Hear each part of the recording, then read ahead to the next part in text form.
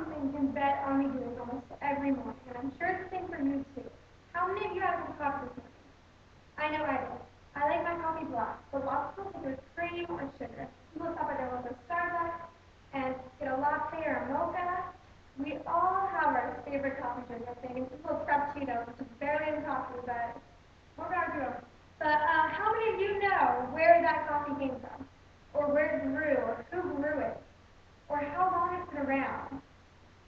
Or did you know that coffee beans came from the seeds inside cherries on coffee trees? I bet not. So I'm going to tell you a little bit about the history of coffee, where it came from, how it's made, how it's processed, and then what a booming industry it became today. So let's talk about the history first. So the history of coffee, there's no one event that points to coffee coming into existence. Although it's thought that probably a woman found it, and it was a product of some tea products, stuff brewing. And then also, we do know that it traveled from Ethiopia to southern Arabia at some point. And it was drinking for the stimulus in the beginning. Like we often think of the flavor now, but it wasn't about the flavor, it was about the stimulation of it. And then next, coffee houses. Coffee houses have been a huge part of history and of growing the popularity of coffee. We see coffee houses in the 13th century in Turkey, and then all the way in the 6th, 17th century, we see them all over Europe, in Italy, in Germany, France, all those places. And then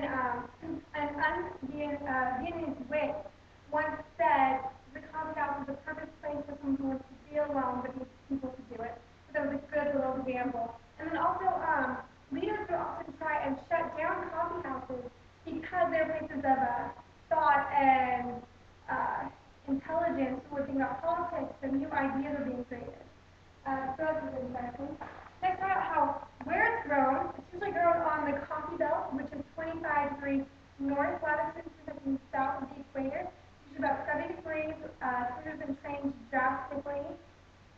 And then often it's usually where people are comfortable, where it's comfortable. So it's grown on a plantation. There's usually an orchard and a nursery. The plants that are nursery should come from seeds that are already on the plantation. They are watched carefully, cultured, usually a metal sheeting over them to filter out sunlight.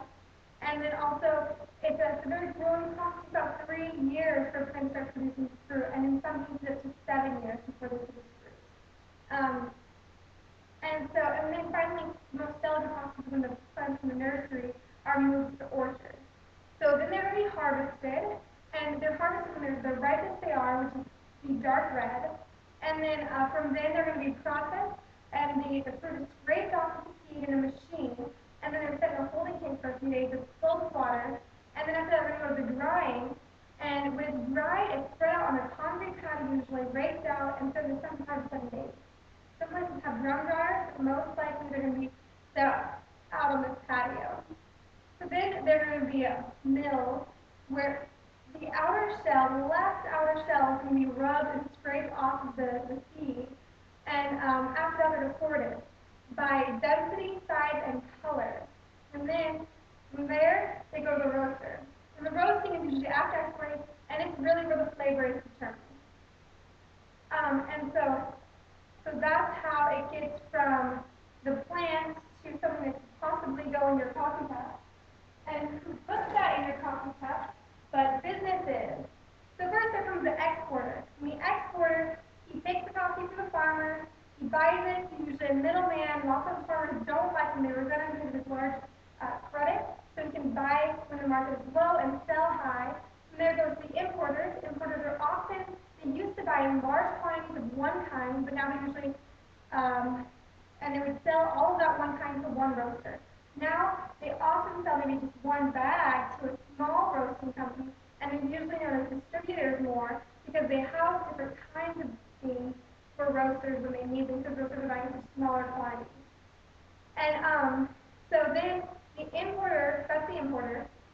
So let's talk about some facts about coffee now. Especially coffee makes up in nearly 20% per year and accounts for nearly 8% of the $18 billion US coffee market.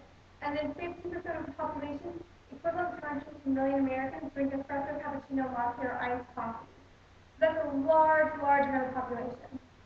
So really what I want you to get out of this is that coffee has been around for, it's affected our history and our economy. It is something that spans all social classes. And then also, I mean, it employs hundreds of people. It has been a place of thought and provoking ideas. And so next time that you sit down and enjoy your cup of coffee, I want you to think a little bit about the work that was put into it, the history of it, and all the many great ideas that